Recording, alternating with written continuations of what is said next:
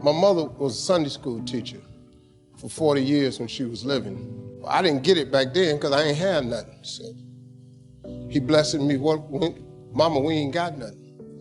She said, but one day, son, you're going to be different. I'm standing here today because I learned something.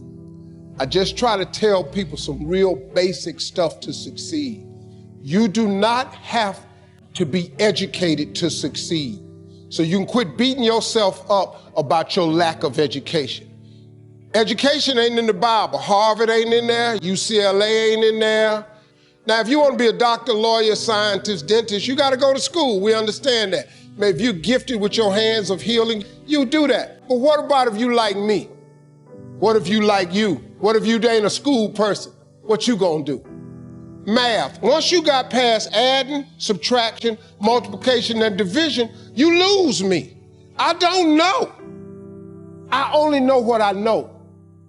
I learned to identify this gift of mine, and this gift has made room for me. Now, I've told you that, but here is the other thing. Once you identify your gift, you have got to write this information down. If you don't have a dream list, I am telling you, you are complicating your process to getting what you want in life. Or maybe you don't think that it applies to you, but a simple principle of success is that it has to be written down somewhere. Oprah was on TV for 30 years talking about these vision boards. Oprah, she got $1 billion. She has my attention. Now, like I said earlier, you don't gotta be rich to be happy. Maybe your goal is not to make $1 million. That's cool. I'm telling you, you have to write this information down. I don't care what church you go to, synagogue, temple, mosque. If you don't write it down, chances of it happening is slim. Could that be the one thing that's holding you back? If I'm telling you this, a dude with no education, I can't read a business periodical. My head will explode. You know what they talking about? It's not what I do. Too many times, people have you focusing on your weaknesses. You're wasting your time. You ain't got to strengthen that. Work on what you good at. If you focus on what you good at, you'll make enough money. You hire somebody to be what you ain't. I got all kind of people read numbers and contracts and all that because I can't do it. But I hire them. Listen, man. You've got to write this information down. Let me tell you what the reason writing it down is important. Because it plants the information in your subconscious. That means write exactly what you want. Don't deviate, be clear. If you want 4 cars, it's nothing wrong with wanting 4 cars. If you want 3 houses, you can have 3 houses. Why not? Why? Why you just can't get a home? Somebody asked me the other day, they saw my vision board, they said, man, where your dream car at? They in the driveway. They've been marked off the vision board a long time ago. The vision boards work. I'm not bragging, I'm telling you how this works. You don't think I got all these TV shows, I ain't making no money now. I'm out here hustling and grinding, but I'm willing to work. You gotta write everything you want down. Now, if you want, like I said, you can go to school, try to get you another degree. I don't have one. I'm telling you what I did to get here. I learned a few scriptures that made some good sense to me. You have not because you ask not. So you mean to tell me if I just keep asking you for it and believing in it, that's one way to get it? Okay, cool. Then you tell me faith without works is dead. You tell me if I believe in you and I'm willing to work, I should have it. But I can't believe in it and don't work and I won't get it. Okay, I understand that one. And then you tell me to write the vision and make it plain?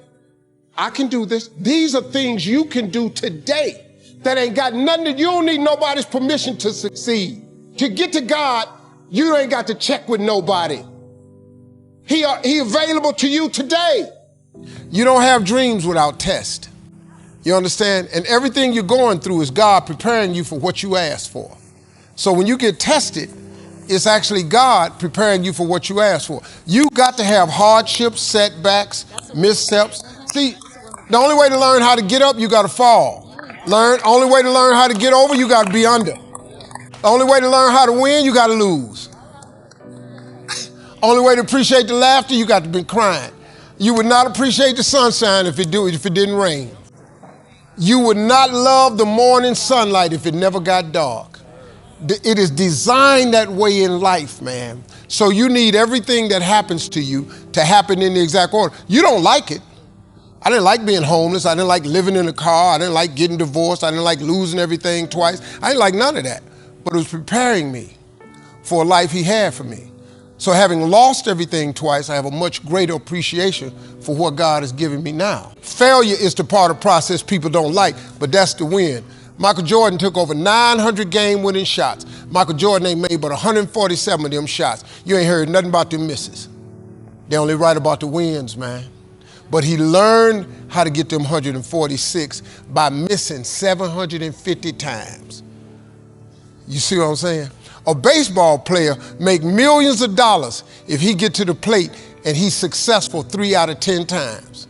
3 out of 10. He just got to get a hit 3 out of 10 times. That's crazy. And you can make millions of dollars because they don't care about them 7 times when you don't get them hits. What they pay you for is them makes. You can miss 7 out of 10, but if you get 3 hits every 10 times you go to the plate, you finna make hundreds of millions of dollars. Ain't that crazy? And that's how life is, man. Let me show you this. We all live inside a bubble, right? This is our world. We go to church here, we work over here, we go get our coffee over here, we go to this park over here, we usually go over here to, hang out with friends. This is our favorite club. This is our world. This is our favorite spot on the beach. We all live in this bubble. What you gotta do to get the life that God wants you to have, you got to put more air in your bubble. You got to blow your bubble up. Expand yourself. Take yourself out your comfort zone. Look, I'd love to sugarcoat this thing for you. I'd love to tell you, look, you can go out here and get rich, do a couple of things. That ain't happening. You got to get real doggish. You got to get downright funky if you want to make it. Now, like I was telling you before, if you want to be ordinary, you ain't even got to listen to me. Just go on about your business. If you think ordinary's cool, ain't no problem. It's some really, really wonderful ordinary people. But if you are sitting in this room and you have extraordinary aspirations, then you're gonna have to do extra. You put extra on top of on ordinary and you come up with extraordinary. It's no other way. I'm sorry, but here's the fact. All of you have extraordinary capabilities. All of you. You have to decide if you are willing to do the things to put you in that category. Rich people don't sleep 8 hours a day. That's a third of your life. It ain't but 24 hours in a day. You cannot be sleep 8 hours a day. You can't live in LA and wake up at 8 o'clock in the morning. It's 11 o'clock on the East Coast. The stock market been open 2 hours. They already making decisions about your life and your ass will sleep. If you stay in your comfort zone, that's where you will fail. You will fail in your comfort zone. Success is not a comfortable procedure.